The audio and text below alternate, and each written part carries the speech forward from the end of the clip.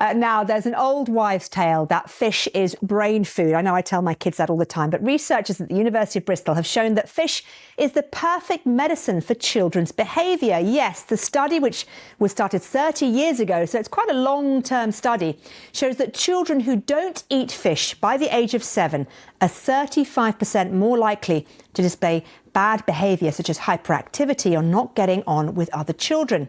By the age of 9, the non-fish eaters were 43% more likely to display poor social behaviour.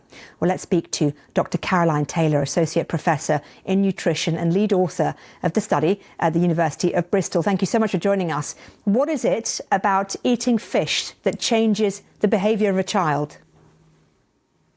Well, we think it's essential nutrients that are only really found in fish, and perhaps something about the combination of that nutrients. So we know that fish is very rich in essential fatty acids, omega-3 fatty acids.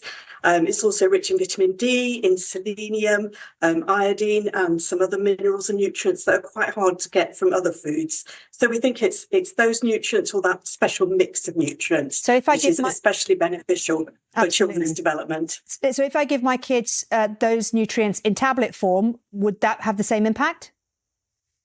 Well, we always think it's better to get nutrients as far as possible from foods rather than from supplements, because there are other things as well that we may not even know about that are contained in fish or other foods that you wouldn't get from supplements. So always better to give a food rather than a supplement. So this study tracked families over 30 years. How much of it was based on the science and how much of it was based on the kind of social science? Because maybe one could argue that those families who feed their kids a lot of fish might, have a certain socioeconomic background compared to other families who may not be able to afford to feed their kids lots of fish.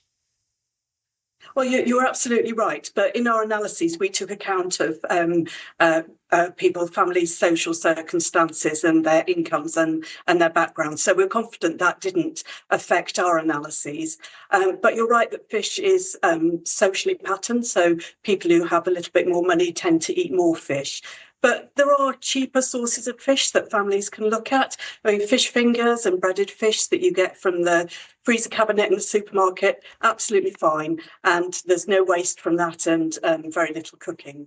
OK, Dr. Caroline Taylor, it's been so good to talk to you. Thank you very much indeed for taking the time to speak to us about this really fascinating study. There you go. There you have it. Now I can tell my kids, eat the fish. It's going to be good for you. It's going to make you clever, brainy, but it's also going to make you much nicer to your brother and sister. Not sure that's going to work. Anyway, that's it from me and the team here on The World Today on BBC News. Thank you so much for your company. I'm back at the top of the hour.